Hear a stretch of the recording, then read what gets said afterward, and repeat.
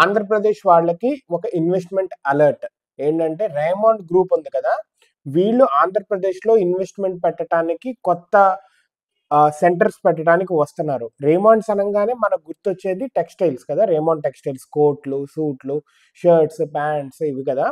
అయితే వీళ్ళు textile industry నుంచి ఏరోస్పేస్ అండ్ ఇంజనీరింగ్కి షిఫ్ట్ అవుతున్నారు. ఏంటంటే వీళ్ళు ఏరోస్పేస్ అదేవిధంగా ఆటోమొబైల్స్ ఈ రెండు మ్యానుఫ్యాక్చర్ చేయడానికి అని చెప్పి ఆంధ్రప్రదేశ్లో టేకిలోడు, గుడిపల్లి ఈ రెండు విలేజెస్లో వీళ్ళు కొత్త సెంటర్స్ పెట్టడానికి రెడీ అవుతున్నారు. అయితే వీళ్ళు ఈ రెండు విలేజెస్లో టేకిలోడు, గుడిపల్లిలో ఏరోస్పేస్ మ్యానుఫ్యాక్చరింగ్, ఆటో కాంపనెంట్స్ ఈ రెండు ఫ్యాక్టరీస్ పెట్టడానికి దగ్గర దగ్గర 930 కోట్లు ఇన్వెస్ట్ చేయనున్నారు. గవర్నమెంట్ వైపు నుంచి కూడా ఇన్సెంటివ్స్ ఇస్తున్నాయి. దగ్గర దగ్గర 630 కోట్లు చేంజ్, ఎలక్ట్రిసిటీలో కొంచెము పర్సంటేజ్ టిల్ 10 years, ఇవన్నీ గవర్నమెంట్ కూడా ఇన్సెంటివ్స్ ఇవ్వబోతున్నాయి. సో ఇది రావటంతో వీళ్ళు డైరెక్ట్గా ఒక 5,000 జాబ్స్ అండ్ ఇండైరెక్ట్గా ఆ ఏరియాస్లో ఉన్న వాళ్ళకి like extra other than direct jobs, indirect jobs కూడా రానున్నాయి అని చెప్తున్నారు. లైక్ డీటెయిల్స్ చూస్తే కనుక ఎలా ఉందంటే ఇది 4,000 జాబ్స్ గుడిపల్లిలో 30 ఎకరాల్లో 430 కోట్లు పెట్టి వరల్డ్ క్లాస్ ఫ్యాక్టరీస్ పెట్టబోతున్నారు. ఆటో కాంపోనెంట్స్ ఏమో గుడిపల్లిలో, దీని ద్వారా 400 జాబ్లు 30 ఎకరాల్లో పెట్టబోతున్నారు. అదేవిధంగా టేక్లోడ్లో 1,400 జాబ్స్ రాబోతున్నాయి. 510 కోట్లు పెట్టి పెట్టబోతున్నారు. Aerospace manufacturing 47 acres. సో ఈ రెండు నిజంగా వచ్చినాయి అంటే దట్ ఈస్ రియల్లీ ఒక అదృష్టము ఆ ఏరియాకి అండ్ రాష్ట్రానికి కూడా.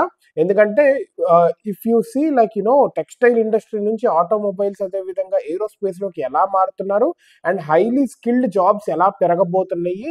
అండ్ ఈ రాష్ట్రం అనేది లైక్ ఆంధ్ర కొత్త రాష్ట్రము, చంద్రబాబు నాయుడు గారు he's trying to attract investments అనమాట.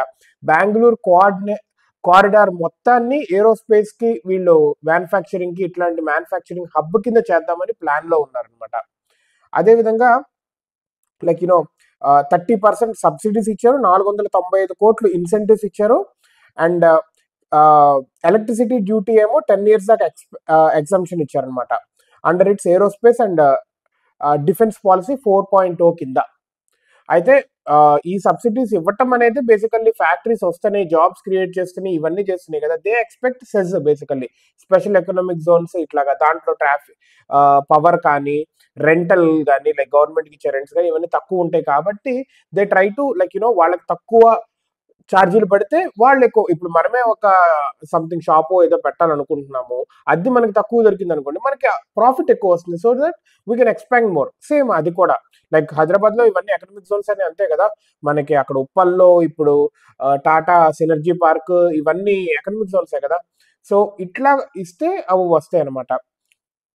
అండ్ ఇంకా డీటెయిల్స్లో వెళ్తే కనుక వీళ్ళు ఏం చెప్తున్నారు, డైరెక్ట్గా 5,000 డైరెక్ట్ జాబ్స్ వస్తాయి అండ్ యూత్ అండ్ లోకల్ ఫ్యామిలీస్కి చాలా హెల్ప్ అవుతాయి అని చెప్తున్నారు. అండ్ వీళ్ళు ఈ కన్స్ట్రక్షన్ అనేది మార్చ్ 2026లో స్టార్ట్ చేసి 2027 మే కల్లా ప్రొడక్షన్ అనేది స్టార్ట్ అయ్యేలా చూడాలి అని వీళ్ళు ఎక్స్పెక్ట్ చేస్తున్నారు. So let's see and let's hope for the best for Andhra. And ఇంకా కొత్త కంపెనీస్ రావాలి అండ్ కొత్త ఈ స్టేట్ అనేది ఆంధ్రాకి చాలా లైక్ గ్రోత్ పొటెన్షియల్ ఉంది. ఇటు పక్క చూస్తే మొత్తము మెరైన్ లైక్ సముద్ర తీర ప్రాంతం, గోవాలో బీచెస్ ఎలా అయితే ఉన్నాయో ఇటుపక్క కూడా బీచెస్ అలా చేసుకోవచ్చు ఒకటి. నెక్స్ట్ పోర్ట్స్ లా చేసుకోవచ్చు. నెక్స్ట్ ఇట్లా ఇటుపక్క మనకి టెక్ స్కిల్డ్ పర్సన్స్ చాలా ఎక్కువ. సో ఐటీ హబ్ తయారు చేసుకోవచ్చు. Bengaluru is very near to us, so అటువైపు చేసుకోవచ్చు. Tirupati we have like world class tourism లా కూడా చేసుకోవచ్చు. ఎందుకంటే మనకి లైక్ హెరిటేజెస్ లైక్ ట్రిప్స్ లాగా, లైక్ డివోషనల్ ట్రిప్స్ లాగా తిరుపతి ఉంది మనకు అక్కడ. ఇటు పక్క విజయవాడలో ఏమో అమ్మవారు ఉన్నారు.